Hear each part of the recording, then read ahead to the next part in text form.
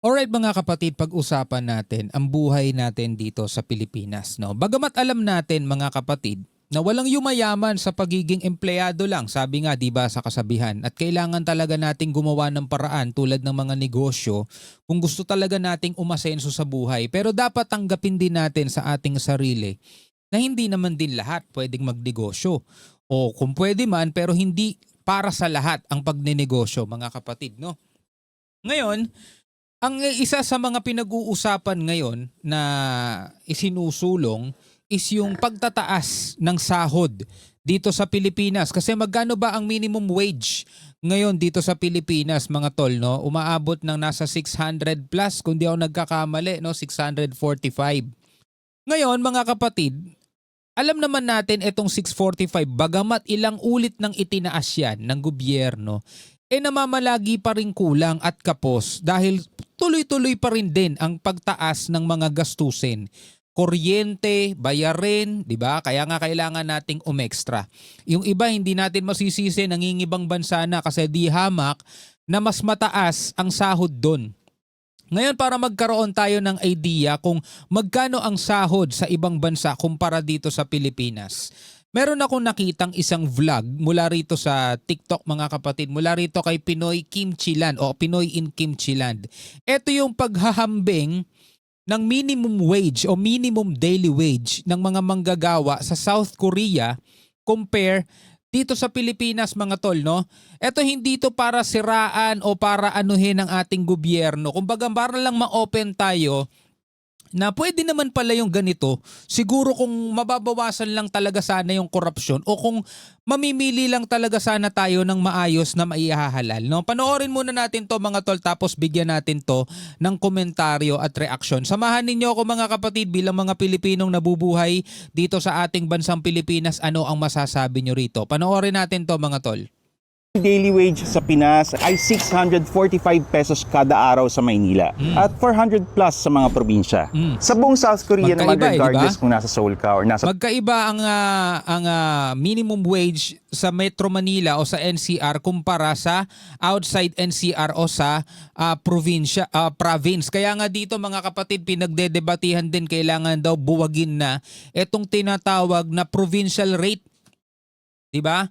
Ngayon mga kapatid, ako personally, hindi ko alam kung ano ang magiging epekto nito kung bigla-bigla ang gagawin yon, yung provincial rate na yan mga kapatid. Kung itatapat natin sa sahod dito sa NCR, kasi kung titignan mo pareho lang din naman yung presyo ng Jollibee doon at Jollibee rito eh. Pero magkaiba ng sahod, di ba?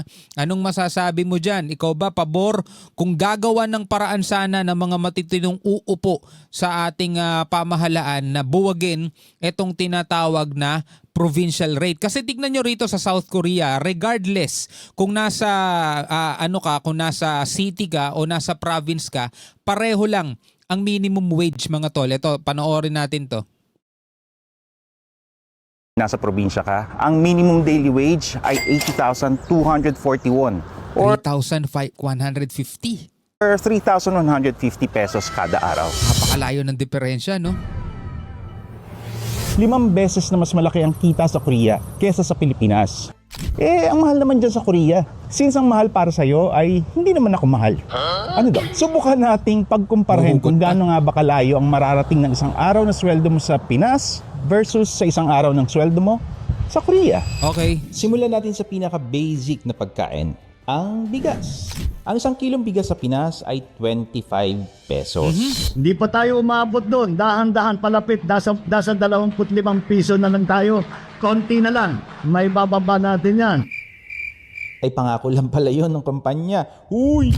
Pero sa totoo, ang pinakamura ayon sa DOST website ay 43 pesos. Yung sinasabing 20 pesos na bigas, mga kapatid, kung talagang walang-wala ka na talaga at yun lang ang pera mo, mapagtsatsagaan mo na panglaman tiyan yun, hindi ka naman mamamatay doon. Pero syempre, kung gusto mo pa rin pakainin ng maayos-ayos na bigas, yung pamilya mo, talagang dun ka sa 45 siguro pinakamura, no? Medyo na yon mga tol, disente para sa pamilya mo. Well, hindi natin minamaliit, don't get me wrong, hindi natin minamaliit yung 20 pesos na bigas. Pero kung talagang walang-wala ka na, yung iba nga kumakain ng pagpag, 'di ba? Kung talagang yun na lang ang pera mo, bakit hindi? 'Di ba? Bakit hindi? Pero kung kaya mo naman bigyan yung pamilya mo ng talagang maayos na makakain, di doon ka sa mas mahal-mahal na bigas ng konti, 'di ba? Tuloy natin 'to. Ito yung presyo ng bigas sa Korea. Samantalang sa Korea ay 2,900 won kada kilo. So ang isang araw na sweldo mo sa Pinas ay makakabili ng 15 kilos ng bigas. Pero dito sa Korea, makakabili ka ng 27 kilos. Kaya na bahala mag-convert kung magkano yung 2,900 won, Korean won per kilogram. No? So dito sa sahod natin is 43 per kilogram, 15 kilos ang mabibili mong bigas sa 645 na daily minimum wage. Habang sa South Korea, 27 kilo na bigas ang mabibili mo doon sa kanilang daily minimum wage kasi nga nasa 3,150 eh. Lagyan natin ng ulam ang kanin kaya punta tayo sa manok. Ang isang kilong manok sa Pinas ay nasa 196 pesos on average. Samantalang sa Korea ay nasa may 8,000 won. That's 3 kilograms versus 10 kilograms. At kung mas bet mo naman magsamgyupsal, at kung tinatamad ka naman magluto at mas trip mong mag-fast food, ang isang araw na sweldo mo sa Pinas ay sakto lang para sa pang Big Mac nyo ng jowa mo. Dalawang set lang mabibili mo, 282 no? McDonald's Big Mac meal, medium 282 per meal. So sa 645, 2 sets lang talaga mabibili mo.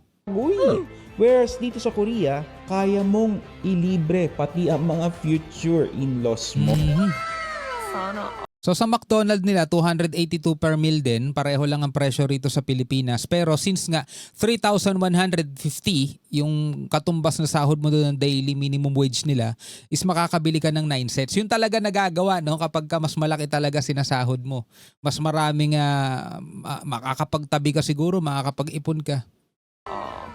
At kung rich kid ka at madalas kang mag-Starbucks, ang isang araw na trabaho mo sa Pinas ay makakabili ng 4 na Americano coffee versus sa 17 baso dito sa Korea. 4,700 Korean won. O convert nyo na lang ulit no, kung magkano katumbas niya dito sa Pilipinas. Mga tol, magkano nga ba? Tayo na nga lang mag-convert. No, Korean won. So kung 4,700 is 187 pesos. Okay, ito, 4,700 ang toll sa kanila. So ang katumbas niyan dito is 187. Kung titignan mo, mas mahal. 'Di ba? Mas mahal yung toll sa kanila ng Starbucks. Sa atin kasi ay 160 lang. Pero since mas mataas nga yung sahod sa kanila o yung daily minimum wage nila, is mas marami ka nga namang talagang mabibili. 'Di ba? At Balik natin dito. tayo sa Tingnan ko. manok. Ang isang kilong manok sa Pinas ay nasa 196 pesos Ay, on 196 average. sa atin. Samantalang sa Korea ay nasa may 8,000 won. That's 7,990. 3 kilograms versus 10 kilograms. Check natin, 7,990. 7,990. So nasa 318 pesos mga kapatid ang isang kilo ng manok sa kanila. Sa atin is 196. Well, doon sa puntong yun mga kapatid, oo mababa nga ang sahod dito sa atin pero di hamak na mas mababa din naman ang bilihin. Sa kanila mas mataas ang sahod, mas mataas din naman ang bilihin pero kahit na mas mataas ang bilihin sa kanila, compare mo pa rin dito sa sinasahod natin dito sa Pilipinas ng mga daily minimum wage, is mas marami ka pa rin mabibili dun sa kanila dahil nga mas malaki. At ang kinagandahan nun, walang provincial or city rate or provincial rate, walang ganun, no? So tuloy natin 'to. Ang mga future in-laws mo. At kung rich kid ka at madalas kang mag-Starbucks, ang isang araw na trabaho mo sa Pinas ay makakabili ng 4 na Americano coffee versus sa 17 baso dito sa Korea. Oo, mas mahal sa kanila mga kapatid pero advantages kasi mas mahal din naman din ang sinasahod sa kanila. At usapang rich kid na lang din, ang isang iPhone 16 Pro Max 1TB fully paid ay mapu-fully pay mo lang talaga sa loob ng 162 days of work sa Pinas versus 31 working days dito sa Korea. Yung mga ganito naman kasi mga bagay, mga tol, luho na lang yan. Isa rin yan sa nagpapahirap sa mga Pinoy eh. Hindi pa nila kinikita yung pera, inutang na nila. Hindi mo naman kailangan talaga gumastos ng mga ganong kamamahal na phone, di ba? Simpleng phone lang pwede, basta functional at nagagamit mo naman sa daily use. Pero ganun talaga eh. Kailangan, alam mo na, ang mga Pilipino mahilig sumabay sa mga uso kahit na hindi naman nila afford. Isa rin yan mga tol sa nagpapahirap. Tapatan na tayo, real talk lang, ganun talaga. Kahit na barong-barong lang yung bahay, walang kisame, bubong lang pero naka-iPhone 16, di ba? Saan ka pa? Lastly, ang gas sa Pinas na average ay nasa 50 pesos kada litro sa Pinas ay 1,600 won kada litro dito sa Korea. So 1,600, compute ulit natin. Magkano per liter sa kanila? 63 pesos. Halos katumbas lang din dito sa Pilipinas kasi sa ngayon talaga, mga nasa naglalarong 54, 53 ang presyo ng regular gasoline dito sa Pilipinas. Oo, mas mahal sa kanila pero syempre mas malaki nga ang sahod sa kanila. Kaya din nating ma-fully pay ang iPhone 16 Pro Max 1 tera in 31 days. Yan ay kung pipiliin mong iboto ngayong eleksyon. Yung taong kayang palakasin yung perang kinikita natin sa Pilipinas para afford naman natin ang disenteng pamumuhay. Ngayon mga kapatid, stop muna natin to. Magagawa lang yan kahit alam natin parang malabo Pero alam nyo mga kapatid, ang kailangan lang naman talaga natin dito sa Pilipinas, yung mga tapat na maninilbihan. Diba? Tulad nga lang lagi nating sinasabi, hindi natin kailangan umasa sa gobyerno, kaya nating iangat ang ating buhay nang hindi umaasa sa kanila. Pero hindi naman din lahat kasi is business-oriented o hindi para sa lahat ang negosyo. Marami nagtatry ng negosyo, bumabagsak kaya natatakot na silang subukan ulit.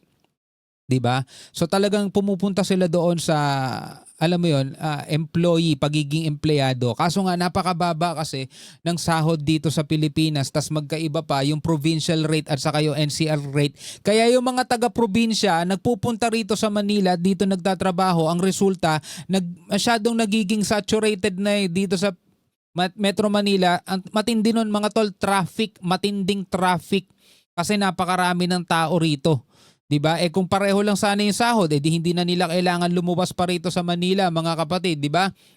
Ngayon, isa sa mga nakita kong nagsusulong, mga kapatid, dito sa Net25, nakita ko lang kanina, iginiit ni senatorial candidate Rodante Marcoleta sa kanyang campaign sortie sa Batangas na hindi sapat ang 100 pesos na dagdag sahod. Dapat anya ay 200 para matugunan ng taas presyo ng bilihin. Actually, hindi pa rin sapat yung 200 pesos na yon mga tol. Pero hindi naman din kasi natin kaya talagang biglain, 'di ba? Maraming kadahilanan mga tol. Pero ang maganda kasi niyan, dapat may ginagawa talaga para alam 'yon, para magkaroon ng kalutasan man lang no sa mga problemang hinaharap ngayon ng Pilipinas. Isa sa number 1 mga kapatid na problemang hinaharap ng Pilipinas, imbis mag-focus sila etong mga mambabatas, etong nasa Senado, etong mga politiko na to, imbis mag-focus sila mga kapatid para tulungan ng ating mga mamamayan, mas focus sila kung paano nila mababawian yung mga kaaway nila sa politika. No? Ito, panoorin natin ang bahagya lang to. Siyam na araw na lang bago ang eleksyon. Sa Batangas, isinagawa ang campaign sortie ni senatorial candidate Rodante Marcoleta. Sa kanyang naging talumpati, giniit ni Marcoleta na dapat ginawang 200 piso ang dagdag sa sahod ng mga manggagawa dahil kulang pa kung tutuusin ang 100 pisong wage hike sa taas ng presyo ng mga bilihin at iba pa. Si Erlo Bringas para sa detalye. Alala ko yung kasabihan na narinig ko lang, tumataas nga sahod, tumataas din naman ang bilihin. Parang wala lang din no? Binabawi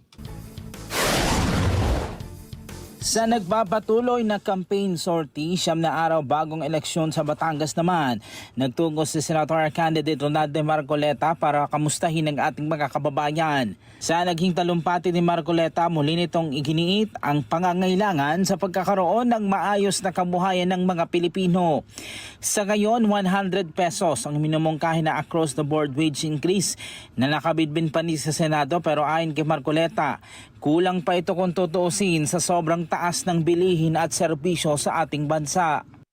Ang kita po ng Pilipino ngayon, ang karaniwang manggagawa, talagang hindi na po kaya na abutin ang napakahirap, napakataas na presyo ng bilihin. Kaya po sa Kongreso, nagsusulong po sila ng 200 pesos legislated wage increase. Ang problema lang, debate ng debate, napakatagal na debate.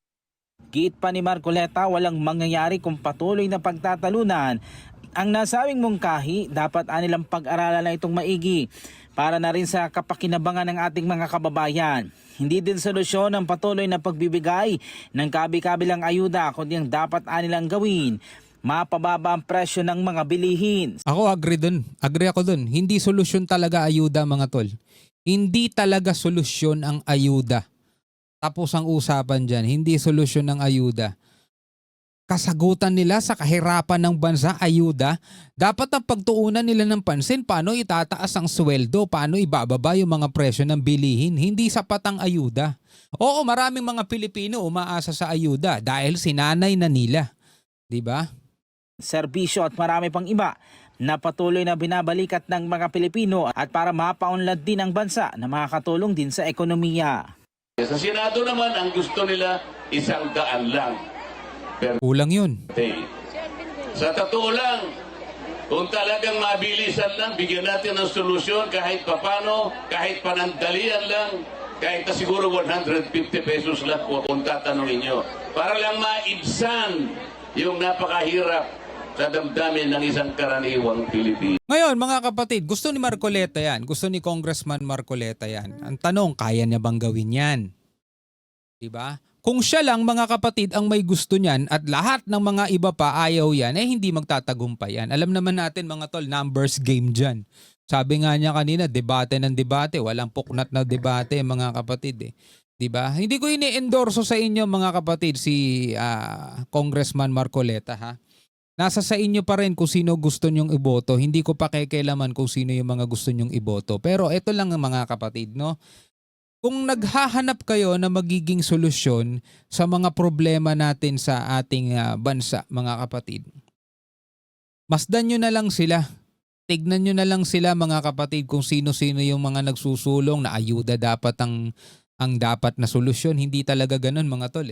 Tignan nyo na lang kung sino yung mga ang walang ginawa kundi puro mang intriga lang. Tignan nyo na lang kung sino yung mga walang ginawa kundi puro kasuhan. Mga alam nyo yun, mga awayan sa politika ang inaatupag imbis na gumawa na lang ng batas na makakatulong, mga kapatid, sa ating mga mamamayang Pilipino. Nasa sa inyo yan eh. Diba? Nakikita nyo na yan eh. Huwag kayo masyado maging panatiko sa mga politiko.